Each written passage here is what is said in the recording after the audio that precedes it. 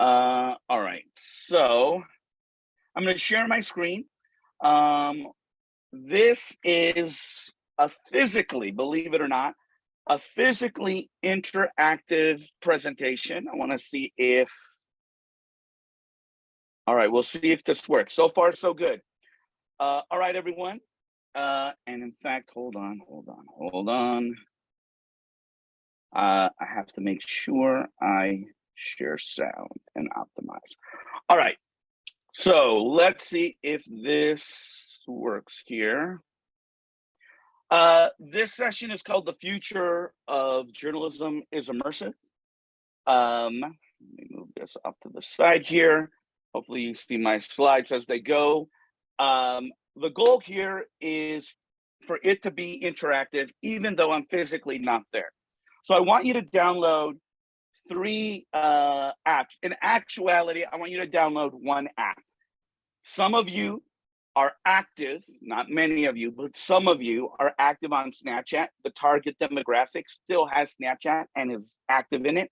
The rest of us, 1, we're not the target demographic, and 2, we may think that Snapchat has been replaced when Instagram ripped off a lot of the features. But what I want you to do is download and install the Snapchat app, dust off that username, find that password, and pop it in there, because I want you to interact with some of the pieces I'm going to talk about today. Let me also have the chat up here in case there are any questions. All right. So as Gary said, I'm Robert Hernandez. I'm a digital journalism professor at USC Annenberg, and this is a very creepy digital scan of myself. I scan my students with this stuff. I work with emerging technologies, all different type of tech, from wearables to 360 cameras. I became drone certified thanks to Matt Waite and the Drone Journalism School, which reminds me I need to renew. So I got to renew my license. We'll see if I pull that off. But I work with a bunch of different technologies to try to find out how might we use this new tech for journalism. A lot of my colleagues at the J School and in most institutions around journalism, let's be blunt. I'm going to be blunt multiple times in this chat. So hopefully I'm not there for anyone to yell at me or take a swing at me. But most of my colleagues have had the luxury to not have to worry about technology. This technology, the printing press, created by Gutenberg in the 1400s, mass-produced newspapers in the 1800s, that technology has been the main disruption for their lives. They have the luxury of focusing on content and content alone. How might they use the broadsheet and change the layout while I tell my stories in creative ways, generation after generation and generation, right? The Queen dying was mentioned in the previous session, and these are newspaper screenshots from when her father died, right? When the king died. Not much in terms of the technology for the printing press has changed for the newspapers that covered, the Queen's death. It looks very much the same. For digital folks, we have to look at the constant evolution, disruption, changes, iterations of different technologies that may or may not be the next printing press. And that next printing press may last a week, it may last 3 months, it may last several years, or it might be a new permanent technology. And my job is to play with these technologies and see how might we use them for our type of nonfiction storytelling. I work, of course, with media companies, trying to help them embrace these innovations and these changes, but I also work with tech companies that are not thinking about us. They're not thinking about content creation, let alone journalism. And I try to convince them on how I've been hijacking their tech to do storytelling. And we look at that, and we've seen how coverage and news has changed, different layouts. And as someone said, the website does look like the newspaper to a certain extent. There hasn't been that much change. We've adopted the desktop. Our lives, went online. We've adopted mobile. Sure, social made things speed up faster, but the presentation, the form factor went from paper to screen, but it was the same type of flat type of approach, right? Let's just be honest in terms of the reality. The content, for the most part, is the same. Text, flat pictures, flat video, some audio, the combination making very compelling stories that print can't do, but the essence is still the same as print. I want to talk about for a moment, I reflected on this this year, 10 years ago, I was invited, I was on the board of the Online News Association, and I was invited to attend the International Journalism Festival in Perugia. Some of our speakers have been there multiple times. They invited me once. I gave 5 talks, 4 of them, social media, how to use Twitter. I was talking about how to use Foursquare for those old digital vets, Foursquare for journalism, audio slideshows, things like that. And I said, this 5th one, I want to do for me. 10 years ago, I did a session called Introduction to Augmented Reality Journalism. That was 2012. These are some slides from that talk where I defined what augmented reality is, what it was, what it is, again, in terms of how it's being used in commerce, and what I envisioned, which I'm a product of the 80s, so I invoked the Terminator. You too can have the POV of the Terminator, hopefully not to assassinate anyone named Sarah Connor or otherwise. But that computer vision, the ability to look POV and have your world enhanced is something that is what is unlocked with augmented reality. And what I focused on is that we can do that today with our smartphones. There were a lot of companies back then. Many of them have died.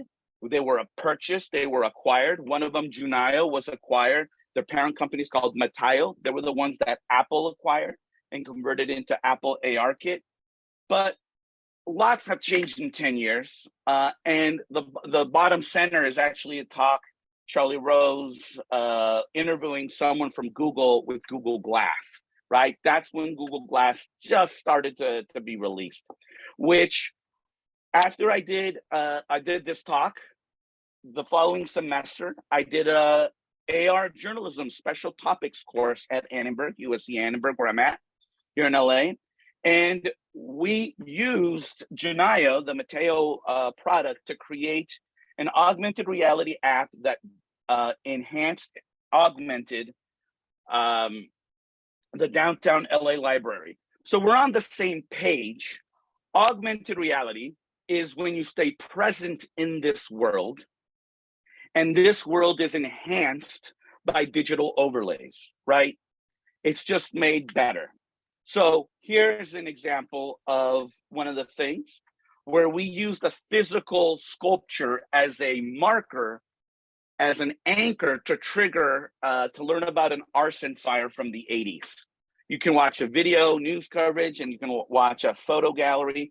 We used it to enhance different things. We had access to the special collections and put out some books, made our own book covers as our triggers. And so you can have access to the special collections, right? Augmented reality means you're present in this world, but this world is enhanced by digital overlays. Virtual reality, in my terms, is that you leave this world, you block out this reality, and you immerse yourself in another. Right now, ideally, you're using all your senses, but as of right now, you're using your sight and sound, physically moving around. There are developments for haptic clubs. There's a big announcement expected next week by Haptics to do physical touch and interactive. It's mind-boggling, insane. And of course, there's development for some sense of smell and sense of taste. But virtual reality is I block out this world and I teleport myself to another.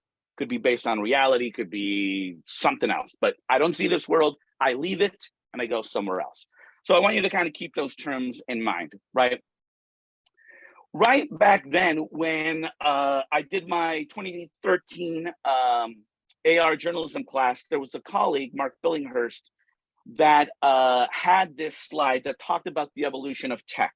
I've used it and I've adapted his kind of framework in a lot of my talks, but he was talking about how technology evolves, becoming smaller, cheaper, faster, more affordable.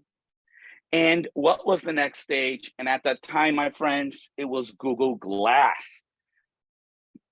I can't hear if there's groaning there, but Google Glass.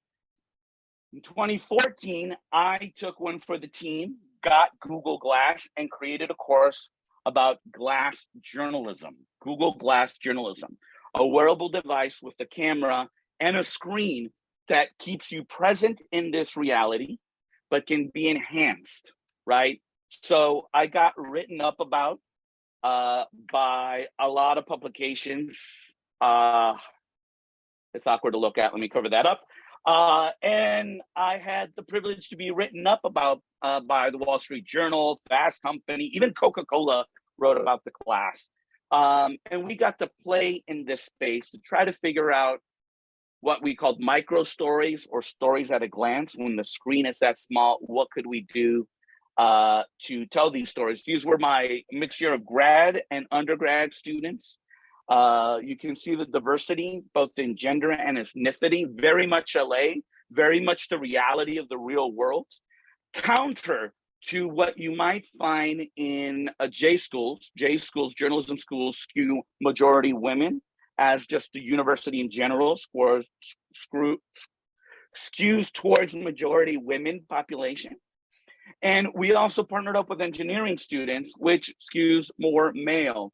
This particular class was a mashup of folks, really brilliant, some PR, some journalism, some comm, some engineering, some gaming. All these folks came together to create and play in this space. And we ended up producing something very humbly called Glass Genius. Glass Genius would eavesdrop on your conversation when there was, during the story of a big breakout, scary pandemic illness called Ebola. The Ebola virus was spreading, and there was a lot of misinformation back then about that. And so we created this program that when you enable it, it would eavesdrop and ask you, or interrupt you at times to tell you correct information. Or if you ask like, oh man, what are the symptoms? It would hear and tell you about the symptoms. Or what happened with this story over here in Texas? It would tell you about that stuff. So that was the premise, right? The stuff that I do with my students is constantly looking at how might we use this new technology. We all know Google Glass died, taken over by glass holes. I was not a glass hole, thank you very much. But, had a lot of issues, but it was ahead of its curve, right? Going back to this slide, we think about in terms of, well, what is next, right? The way that we got to look at this is how I frame it, is that there's no denying that technology is constantly evolving from bigger to smaller, to more adopted, to more affordable, to more features, to more accessibility and more intimacy. It gets smaller and better and faster, and everyone has it. We all have mobile phones, right? If we look at the adoption rate of technologies from past platforms, you're going to see a pattern here. Radio took 38 years to reach 50 million users, while TV took less than half of that time to reach that same number. The internet, a third of TV, a tenth of radio to reach 50 million users. This means, whether we like it or not, we're more comfortable with technology and we're adopting it and incorporating it into our lives, right? I can throw TikTok up there. TikTok was the fastest social media platform to reach 1 billion users, right? And then for those who might know, prior to TikTok, it was called Musical.ly. I tried that out and I thought, could this be for journalism? And no, I'm not gonna lip sync music and dance. But we have found on TikTok, yes, there's a way for news to be involved there. I highly recommend the Planet Money guy. He's brilliant on TikTok. All right, another stat I share. This is over 10 years old too, and I found this to be international. that we have our mobile devices within arm's reach 24 hours a day, 7 days a week. If I were there, I would ask you to raise your hand if you were awakened, you were woke up today because your cell phone is your alarm clock. Raise your hand if that's what happened, right? It's probably easier to ask who did not wake up with a cell phone as our alarm clock, because we all do it. Mobile devices are the first things that we look at when we wake up. It's the last thing we look at when we go to sleep. I'm not saying it's right or wrong. I'm just saying that's the reality of it, right? That's the reality of it. I'm not saying we're addicted. I'm not saying it's making us dumber. I'm not saying it's making us smarter. It's just the reality. And if we want to look at another type of reality with this device, in order for this device to function, we need to dedicate at least one hand, if not two, to text. I still do two hands to text. And we need to give it our full attention in order for us to get information. But this device is on our bodies pretty much 24 hours a day, 7 days a week. If it's not in our hand, it's next to our bed, it's in our back pocket. So that device, this mobile device, is a wearable device. It's just a poorly designed wearable device where we do have to give it our full attention and at least one hand, right? So keeping that in mind in terms of wearable devices, adoption rates, how we incorporated this stuff, going back to this slide, what is next? And while it may not be Google Glass, although it's going to be Google Glass or the like, what we're going to focus on is immersive, and focusing specifically at the content, AR and VR, right? This is a tweet from someone, Ben Lang, who said, let's kind of get our lingo correct. XR is the umbrella, and there might be some debate with other panelists about this.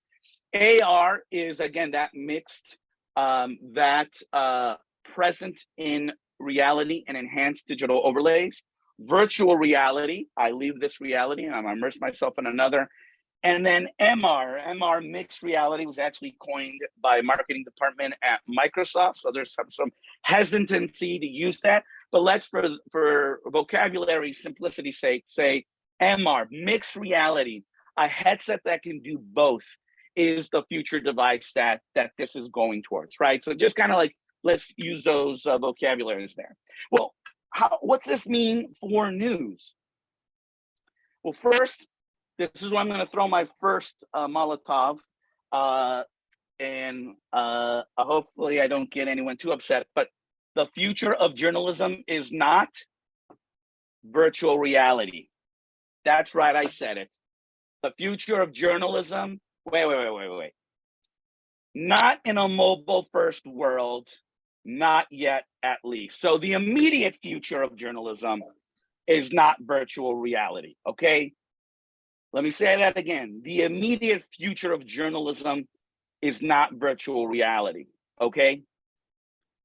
Neither is the metaverse.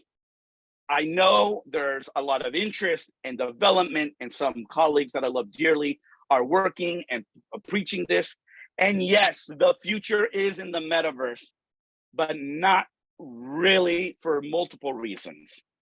And the first is that we live in a mobile-first world. And why in the world where we all of a sudden, no matter how much Zuck wants, we're all of a sudden going to ditch our mobile device that we sleep with, not just next to, sleep with at times, and decide to strap on a headset and sleep in there and sleep in a virtual world?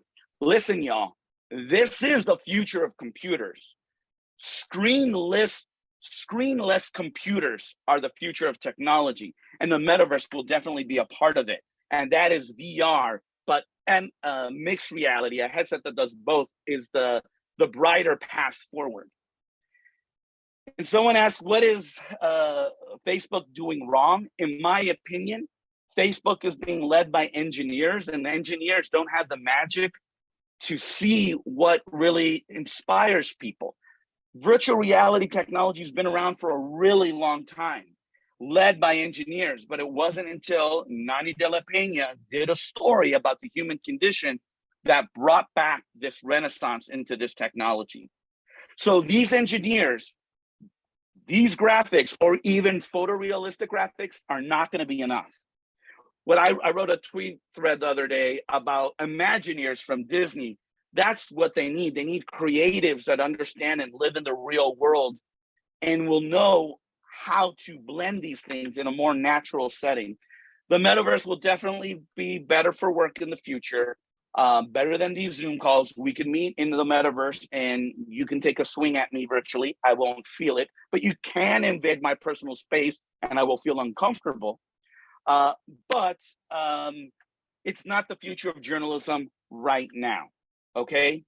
The future of journalism, as the title suggests, is immersive, though. What do I mean by that? It's not this tech.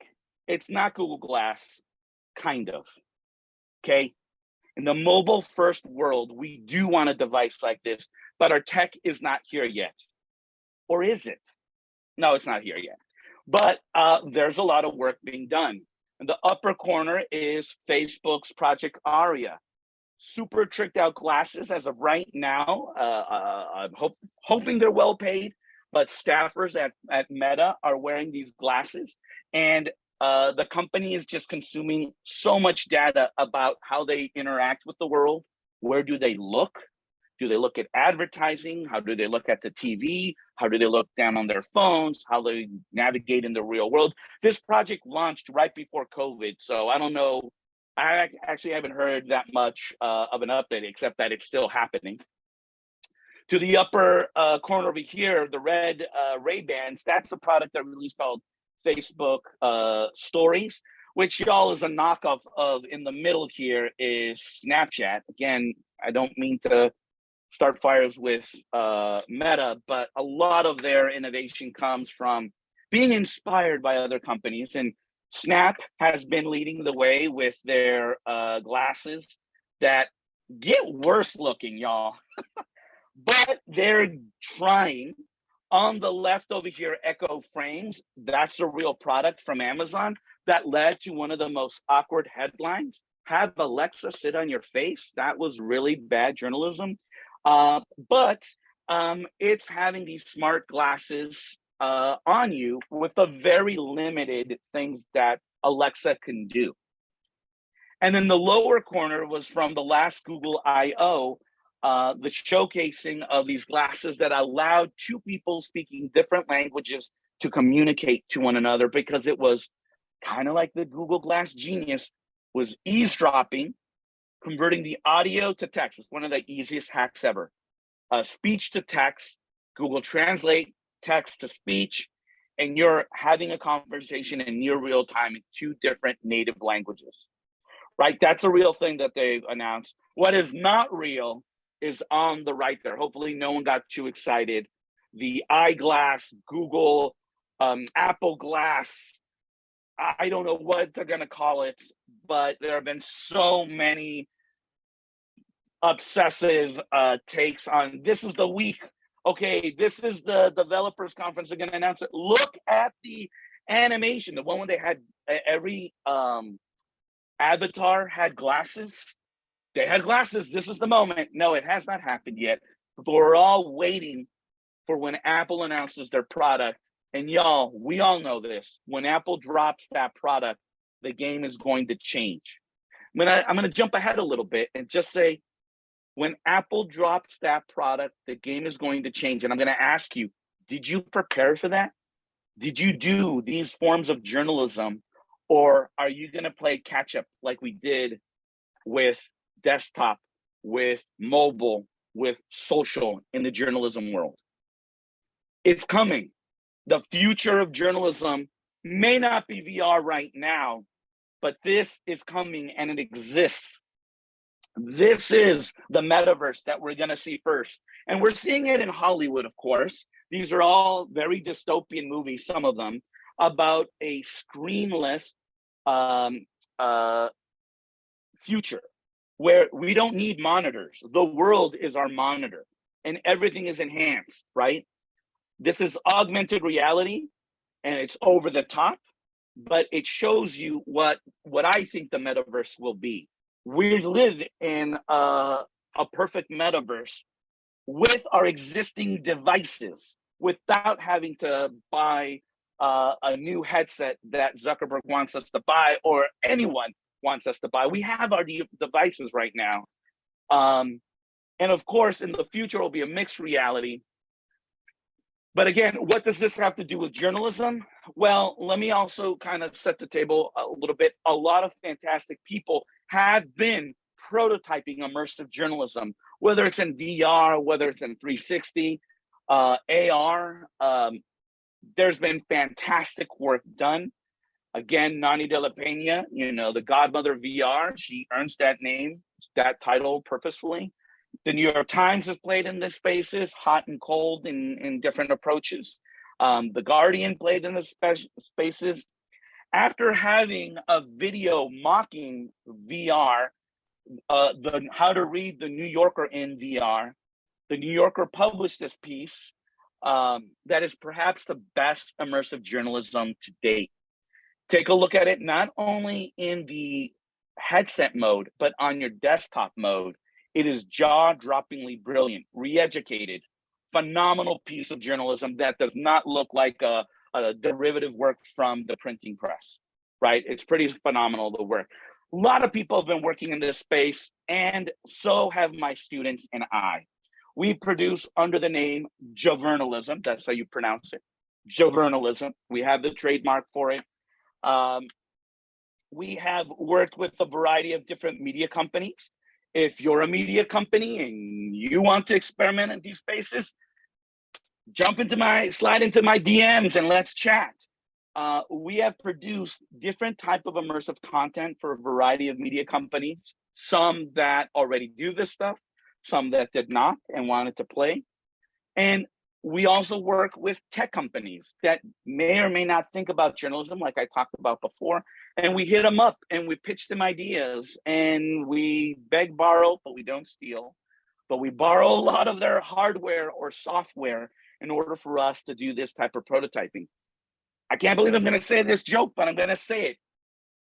The University of Southern California is a phenomenal school. It is a private institution with a very expensive tuition. And you may have heard that this school is so amazing that people bribe their way to try to get to this school. Aunt Becky from Full House, my favorite, was the Hot Pocket heiress. She tried to bribe her kids' way in there. Let me tell you something. That high tuition or the bribery money does not trickle down to me. Some of the speakers here have incredible resources, labs, $1 million budgets. I don't have that, y'all. I'm a product of the newsroom. I've hijacked the conference room for the last 5 years, and I just been told I have to give it back, that they're gonna hook me up with another space. I hustle like I did in the newsroom with no resources to do all the work that I've done with my students. I build partnerships. No money doesn't mean you can't do it. You just have to hustle and problem solve in more creative ways. And so making partnerships with these companies and news organizations has proven to be successful, where we have won multiple awards, Webby Awards, the Online Journalism Award. In 2018, we won the SPJ's Mark of Excellence Award, Best of the Best Award, meaning that of all the journalism produced in the country, the work that my students did was the best. So super proud pop-up professor here. But this combination of partnerships, experimentation leads to quality journalism. And I really don't care for awards, but I've learned from colleagues that this awards are a metric that non-believers better understand, right? One colleague has told me, oh, all you do is you preach and then you evangelize technology. That's not journalism. I can now show him my wall of awards, of journalism awards that they have not won from journalistic institutions. And it's not a gimmick. It is quality journalism that has impact. And this hopefully shuts them up and really makes them kind of realize they either need to get on this train or step aside, because this train ain't stopping. We're moving forward. All right, I'm going to skip this part a little bit, but normally I would ask you to open YouTube, launch a search. Clouds Over Sidra is one of the classic 360 videos, really phenomenal. You see, it's 2015. There was a discussion a little bit amongst nerds in terms of, is 360 video true virtual reality? Technically, it is not, but it is immersive and it is effective, and we can distribute it a lot better than using Stream or any of these high-end VR headsets. So that's why we use it and develop a lot in this space. We've done a lot of VR work. I was listening in Dan's presentation. He made a comment that if you're doing 360 video and it's not the only way to tell that story, I'm butchering your quote, your line there, Dan, that you said it's a gimmick. If this is not the only way to tell the story, then it's a gimmick. I would push back and say, we don't know what a good story is in these new places. And as pioneers and creators and storytellers, we need to create as much and prototype and draft as many versions of these types of stories as possible to see if they translate. But the bottom line, y'all, a good story is a good story regardless of platform. I can tell the story about what it's like to be deported using audio. NPR has done that. I can tell this story about what it's like to be deported in video. CNN could do that. I can write text. I can take photos. But nothing is like an immersive experience where you can teleport yourself into these places. And that's using a 360 video, right? Not the most highest tech that's out there, but it's pretty effective. And we're not going to know what's a good story, a bad story. We don't say, is this a good tech story? Well, many newsrooms don't say that, but they need to ask that question. And they need to ask, with their limited resources, should we do this story? That's a bigger question that our newsrooms have to ask. But we have to really play in these spaces to find out what is a gimmick and what is not. And we're past the gimmick stage, and we're in the capital J journalism stage of all of these things, right? This is the project that we did. It won our first Webby Award, or a second, I don't remember. All right, the future of journalism is immersive. Well, I said this already, but I talked about glasses. This is what I'm talking about now. In a mobile-first world, even though those glasses are not here yet, this is the future of immersive journalism right now. You all have these devices. You know, Pokemon Go, you know, if I'm going to be a nerd, an elitist nerd, a hipster nerd, I'm going to say Pokemon Go is not really augmented reality, but it defined augmented reality for a lot of people, including, you know, Snapchat defined augmented reality for a lot of people. There's furniture, Wayfair, IKEA. You can put these, Amazon does it as well on certain products. Place this in your reality. In the middle there is Google Maps and AR as you walk. And on the left or lower corner, getting into the game, is TikTok with Effect House. TikTok is doing AR, following the footsteps of Instagram, which is following the footsteps of Snapchat, right? Now, I want y'all to download Snapchat. I'm warning you, you're going to miss out. I'm telling you. Get Snapchat, load it up, because here we go. Snapchat, we know, is an ephemeral platform. The vast majority of us probably listening to this does not identify for the demographic, but it's still millions upon millions of people going here. Maybe to throw up a rainbow, maybe to make yourself a puppy dog, or to like hear what a celebrity is doing. Very ephemeral stuff, but they've been leading the way. From the dancing hot dog to the technology that they've done now. One of their pieces of technology is software called Snapchat Lens Studio. This is something that you can download for your desktop for free, that my students and I used not to make cat sunglasses, but to tell a story about what it's like to be homeless using photogrammetry. We took about a couple hundred photos of a woman's tent, Jennifer. She lived in Echo Park. We optimized the hell out of that model. I'm still not even sure how my students did that. And we brought it into Snapchat Lens Studio, and we made it into, I need a better title for this, an audio-driven, interactive infographic presented in augmented reality. You can put her tent in your real world. You can walk around it. You can interact with it. You can even go inside of it. And this is what I want you to try. So come on, y'all. I'm gonna wait here awkwardly.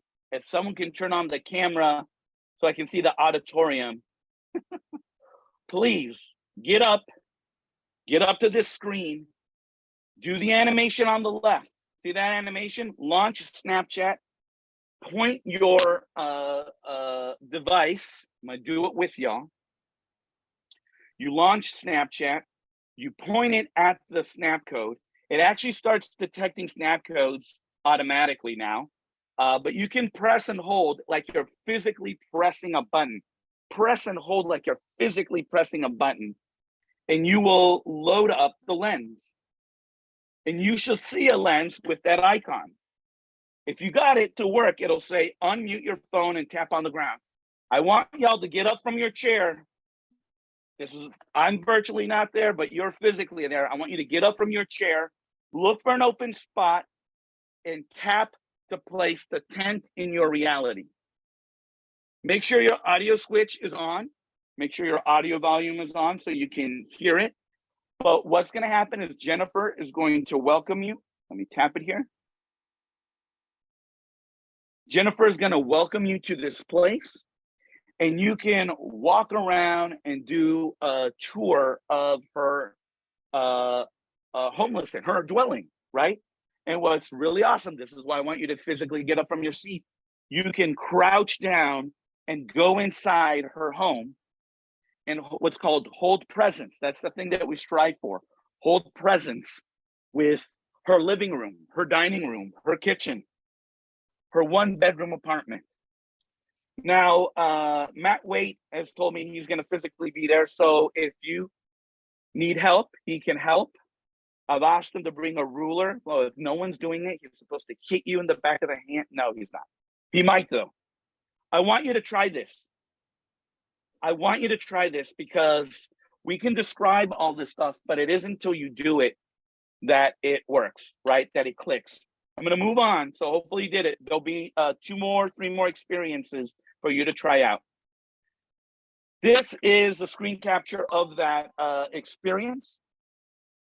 I add the lens, place it in my reality. Hi, my name is Jennifer. Jennifer welcomes me. You how homeless people live here in Echo Park, and we're going to look around at my tent today. So welcome. I can interact with those hotspots to hear about her pee-pee cup or her shower bucket or how she charges her smartphone. But then I can physically walk inside and hold presence with her home. This is something even the Snapchat people didn't think was possible. We do share our templates. If you go to the JOVRNALISM Medium page, you can download the files and do this tutorial, and you can do this as well. But this is what got us the SPJ Best of the Best Journalism Award. And we have since enhanced it and used it more and more semester over semester. We push the ball forward. Here's another experience. This one you can do from your seat as long as you can load the lens. Again, I'm going to do it with you. I'm going to point my phone, Snapchat, launch Snapchat, point it to the snap code. It says snap code detected. And there's a little teddy bear, and I can place that teddy bear in my reality. For some reason, the audio is not working for me. Let me try that again. I think because it's trying to connect with my headphones. All right. So I placed the teddy bear. That is volumetric capture, photogrammetry of a teddy bear. Jenny's teddy bear on the left.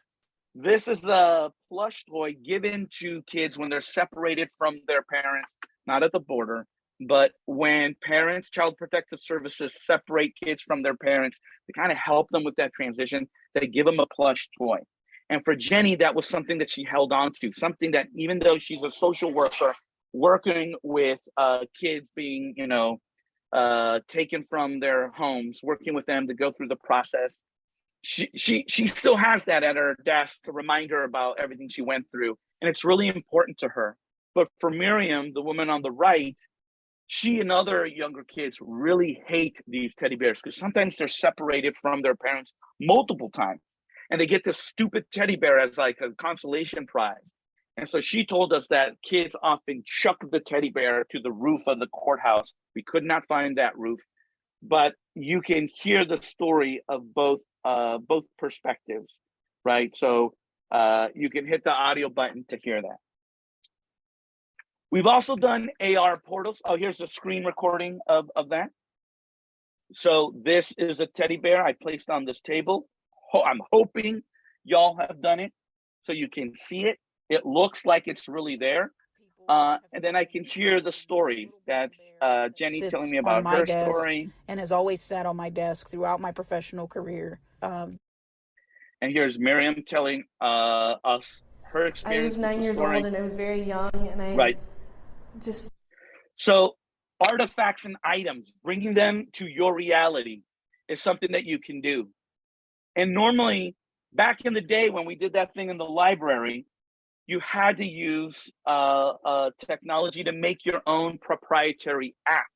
But what we have opted to do is to use the social media platforms and build on those platforms, because chances are you have Instagram, chances are you have TikTok, chances are you have Snapchat, and chances are you're not going to download our custom app that has all these bells and whistles. So we have to make compromises to use their platforms. And the platform keeps evolving and changing. This is our latest project that launched earlier this year to commemorate the 1992 LA uprising, LA riots. It was a part of a series that we did. We tracked down photographers who documented the historic events back 30 years ago. And they sat with us remotely or in person to talk about the photos they captured. So this is an AR portal. So what you're going to do here is scan any one of those things. You're going to load up the lens. A doorway is going to appear, and you're going to tap to place the doorway. Now I'm going to put a pause here. The doorway is there. And what's really freaking amazing is that you need to physically walk through the doorway. Once you walk through the threshold, audio from the photographer plays, and you can interact with this space. This is a 360 photo of current This was a situation LA. where Korean American volunteers, and you can use the little scroll bar there to go from 1992 and overlay his historic photo, or go to 2022 when you can see present day, and it's like bringing a ghost, the history, to life into your locations. We did that for 4 places. We also did a 360 immersive video with that stuff.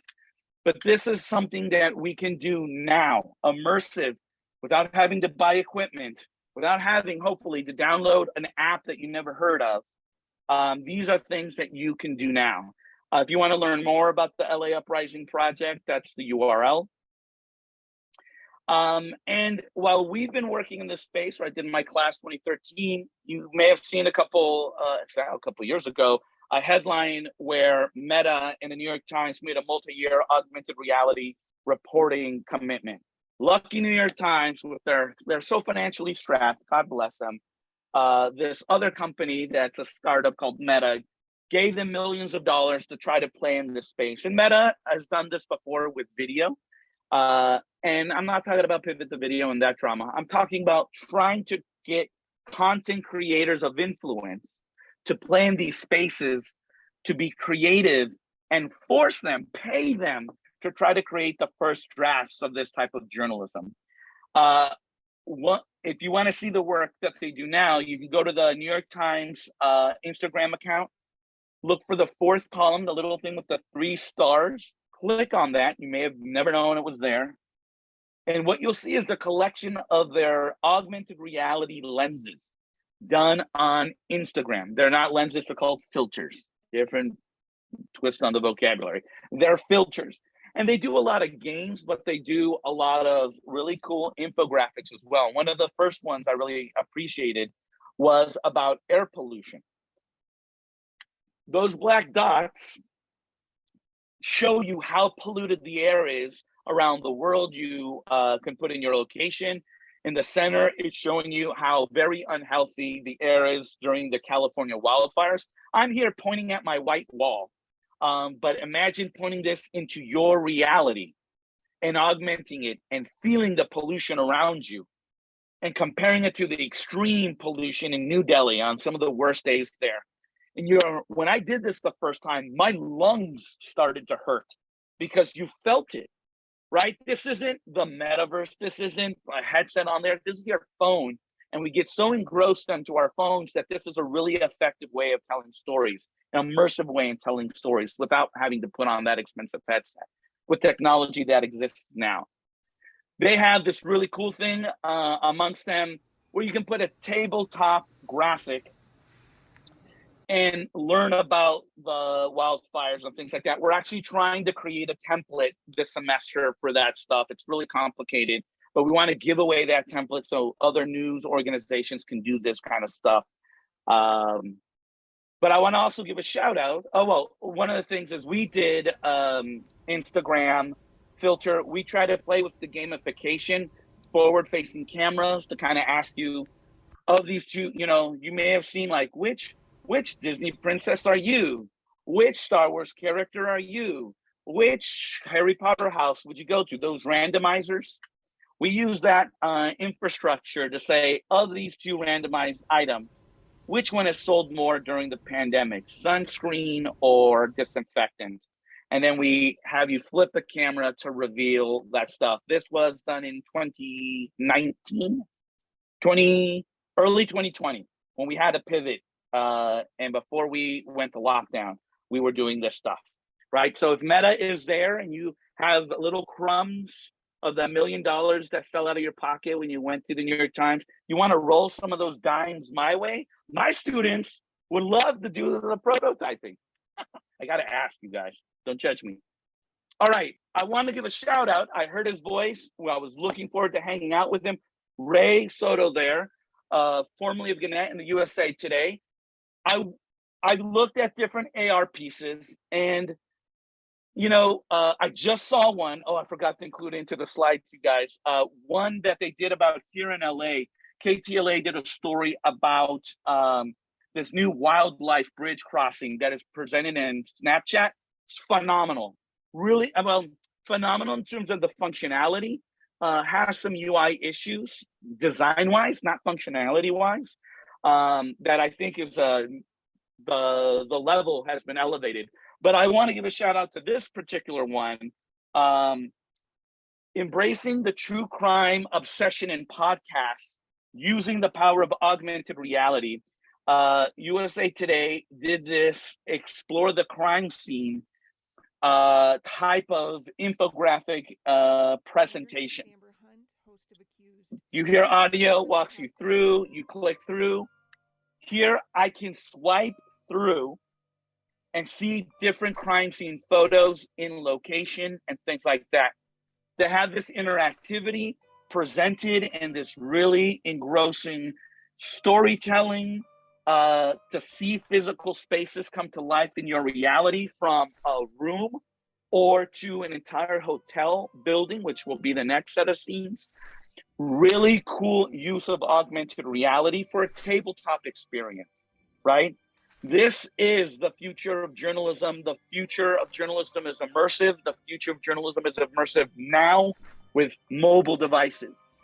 This is the stuff that we as an industry need to be doing in preparation for what is coming very soon when Apple drops that headset or the glasses and the shift happens, right? All these platforms that you can use for free to create this stuff. Spark AR from Meta to do their filters. Snapchat, I mentioned Lens Studio. For more advanced and the leading immersive VR game development, game engines are Unity and Unreal Engine. You can start working and creating this stuff for free, right?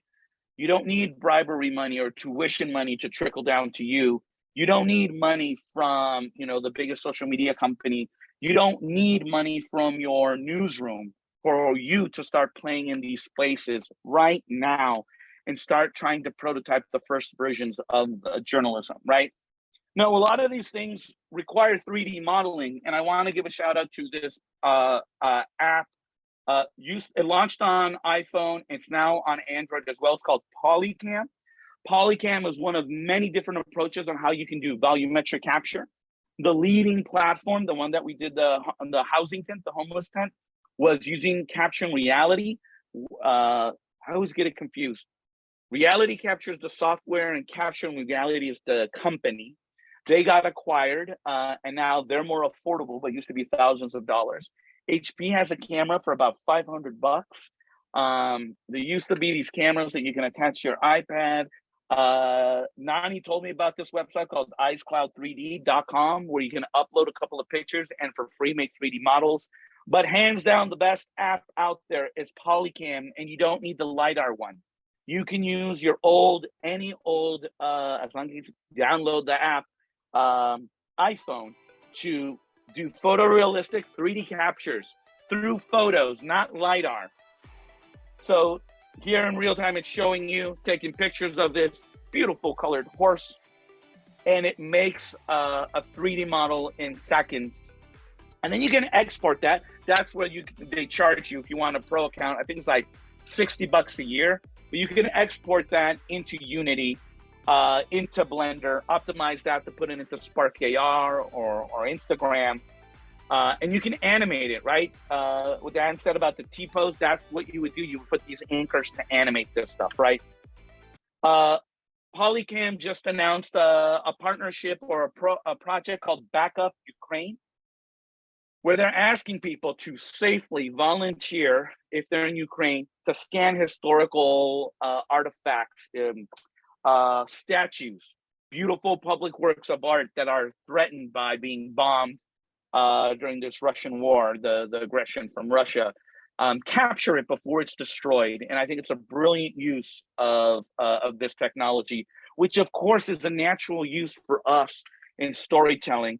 I was in the Dominican Republic to launch an award, and while I was visiting a newspaper, I noticed they had this linotype typewriter in their lobby, and with their permission, I climbed over their fence, and with about 100 photos, within a few minutes, y'all, this app spit out this printing press. So I want you to download that app. We won't have time today, but you should play with this. This is the future. These are the elements needed to produce these stories in the future, right?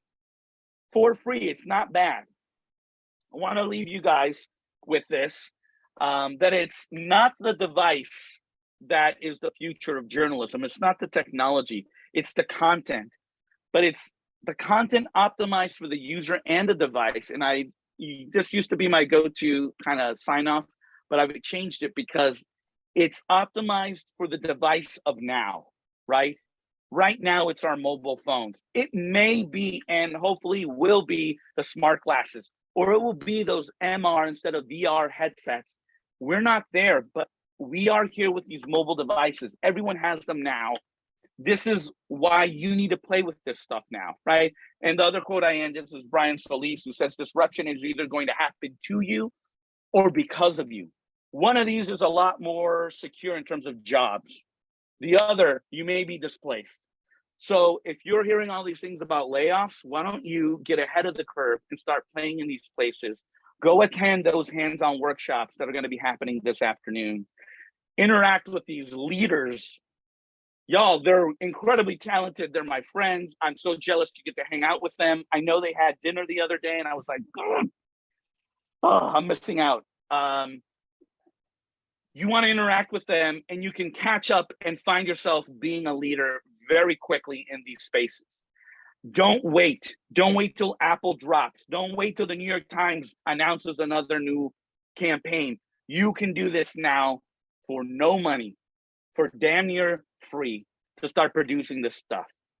If you want to see more of our projects, you can check out all our different platforms there. I wanted to leave a lot of room for questions. I know it's difficult to see if you guys interacted and did all these kind of pieces, but I wanted to offer up some questions and maybe can showcase some other pieces. May I see the auditorium? Thank you.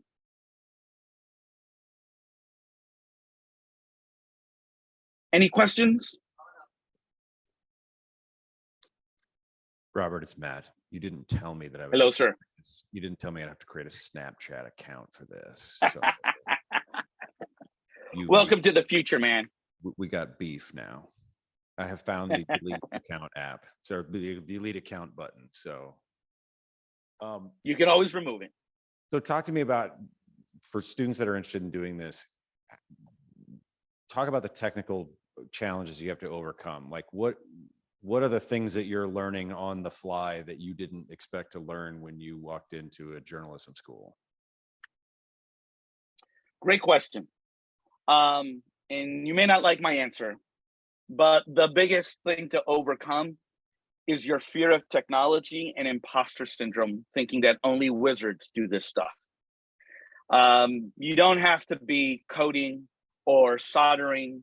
We're not inventing, y'all. We're not inventing this technology. We're hijacking this technology that was invented by very smarter engineers, but those engineers don't know how to tell stories, right? So first thing you have to do is be curious and come play. That sounds like a cop-out of an answer, but that is the reality. The through line from all my students is that the vast majority have never done this stuff. The level of skill that they've done is video editing.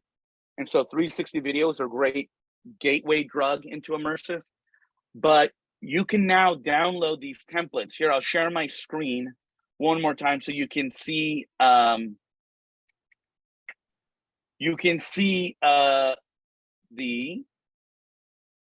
tutorial that you can follow to do the Snapchat AR stuff. You can download Lens Studio. We walk you through it there, how to optimize audio, optimize models, optimize everything. And if you're like me and you don't want to read the whole thing, you can watch this unlisted video of me awkwardly talking to my class, where for 11 minutes, I walked them through how to make this thing. And one of those minutes, I messed up and I just wasted a minute. So in less than 10 minutes, you can create this stuff. You can create 3D models through Polycam, but you can also download them for free. There are tons of places. Sketchfab is phenomenal. Free 3D is another one. You don't need a certain set of skills to do this. You just need that curiosity to bring your storytellingness to this. And then it's tapping into this incredible community where we're all here helping each other, leveling each other up, pushing each other, holding each other accountable as we leave from gimmicks to capital J journalism. We have produced all these different types of stories, all by students that have not done this stuff. Again, I have colleagues, journalism institutions that have full-time engineers to build that stuff. I do not. I have 15 weeks with students who have decided to take on my hackathon course, who have heard it's a wild ride, but I have really funny, cheesy jokes. They want to hang out with me late Tuesday night and just be mad scientists together, trying things out. I don't know who's going to be walking through the door. I can't predict if they're going to be from gaming, if they're going to be coming from media arts and practice, if they're coming from the Dr. Dre school, if they're coming from cinema, engineering, journalism, of course. But when we come together, we all onboard quickly in the first couple of weeks, and we start talking about what is the theme for this semester and how do we tell stories using this new technology. We've done stuff with youth in foster care, reentry, formerly incarcerated folks. Right now we're doing something about tortillas because that's how the world works. And next week I'm taking my students to Tijuana, Mexico to do a story of a nonprofit that converts school buses into classrooms for migrant kids. We're always working on something, but that's just good storytelling. Trying to find a story. How do we tell that angle? And then using this, using these technologies and tutorials that you find on YouTube and the network of people that are vested like you are to advance this technology to create compelling experiences. You might have to download Snapchat, but I think it's worth it. And of course, Meta is Zuckerberg is not backing away from the metaverse or this immersive place. So Download Spark AR and start making these filters and start playing in these spaces, because that's where the future is. You don't have to wait till everyone's got the Oculus Quest 12. You don't have to wait for your birthday, graduation gift, holiday gift for someone gift you a headset. You have all the tools to do it now. That's the biggest challenge to overcome. Other questions? Hey, Robert, it's me, Ray. I also was looking forward to having the opportunity to chat with you. I feel like the few opportunities that we get together, we go into deep dives and discussions as far as the state of the industry and where these immersive technologies can only be a good fit, but at the same time provide an opportunity to reach new audiences and grow. Given the current landscape of the industry, you can look at, my former employer, Gannett, as an example. There is a lot of skepticism right now that they have to redivert resources and budgets to be able to support the business in a sense. What I'm curious to hear from you, though, is what are your thoughts on staying optimistic? And at the same time, what are you most worried about as it relates to this changing landscape from these technologies and where things can go when it's really an uphill battle again? Thanks. Yeah. Thank you for that question, Ray. Well, okay. The pessimistic side is the ebb and flow of incredibly talent that goes in and out of this industry, right? Ray came from AAA Games and came into the journalism industry and was like, WTF with this crazy place. I love it. I'm in. It's frustrating. And I will be blunt. Gannett and USA Today were pioneers. They're set back, right? They're no matter how great your team was, Ray, you left the room, the foot is off the gas pedal a little bit, a lot. We'll wait and see. Layoffs and all these challenges, the economic headwinds and all that stuff. It's going to be tough. Alight, who is a speaker there, who I love, left the Washington Post. She was the head of the lead lab there. Mark LaValle, head of New York Times R&D, left to go work for the Knight Foundation. And I hear he's there. And Mark, have you lost weight? I'm gonna hit you up for money again. All these folks have left and they've gone to different places. I'm hoping Mark going to the Knight Foundation will bring that spirit of innovation and experimentation and the money needed to do it. Folks at Verizon, Yahoo, they laid off their whole team there. Henry and his crew, the whole team, a bunch of folks there that have left, right? But here's the through line, right? I always try to put things in context. Some of the professors, some of the journalism old folks with gray beards, remember how it was when we first went online. And the drama and the frustration and the dismissive nature that our industry had to the internet, y'all. They thought it was a fad. Blogs, who cares about blogs? Oh my God. We were so slow to embrace this technology. We were not just a sleeping giant, we were sleeping zombies decaying, and we just refused to acknowledge it. And so here came everybody else to eat our lunch when it came to, Web 1.0. Our coupons. Of course, everyone blames Craig from Craigslist. He's putting money back in the industry. He's named the school. Classifieds gone. Coupons gone thanks to Groupon. Whatever, they're all gone. We fumbled the ball, y'all. We dropped the bag. And we did it again and again and again and again. We did that with internet. We did it with mobile. We did it with social. And we're going to do it with this if we're not proactive in making this stuff. And there's something very different that is from Web 1.0 to, if we want to call it Web 3.0 with NFTs, blockchain, all that stuff, this innovative stuff, there's something very different. And it is amongst your digital professors. Because back in the day, journalism institutions would go hat in hand to newsrooms and say, New York Times, USA Today, LA Times, NPR, CNN, you guys are leading the way. What can we do to prepare our students into the machine that you've established? That's not the reality anymore. The reality is a smart journalistic institution has leapfrogged ahead of the industry and has said, y'all don't have time, let alone money, to think and to prototype, so we will. So Matt Waite will do the drone journalism school, right? Sensors journalism, AR journalism. Dan, Stephen King are doing immersive VR journalism, right? We're not waiting for the industry to get the light bulb to turn on. It may or may not turn on, but and those news organizations may die. But other journalism organizations will survive, they'll pivot, they'll evolve, they'll be smart enough to see these opportunities. And my students get it. And they're going into newsrooms and they're becoming leaders. One of my first, my AR journalism class, Caitlin Mullen, she took that class. She came back to take my first VR immersive storytelling class. She went to the New York Times, worked on the Daily 360, and now she's a senior editor for Nat Geo, winning awards for their immersive work.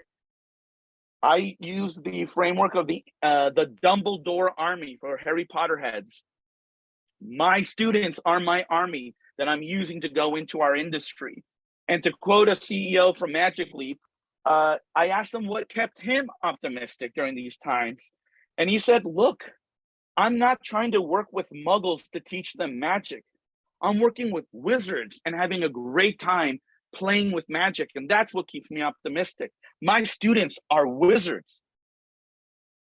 We have these opportunities to create incredible things with wizards. Why spin my wheels and try to convince a news organization that doesn't see what the future is, that is trying to serve literally a dying audience? Their average age group is 50, 60 plus, and therefore they're deciding to swing their news coverage to one extreme or another, trying to sell pillows, trying to sell erectile dysfunction pills, trying to sell these things in a dying platform.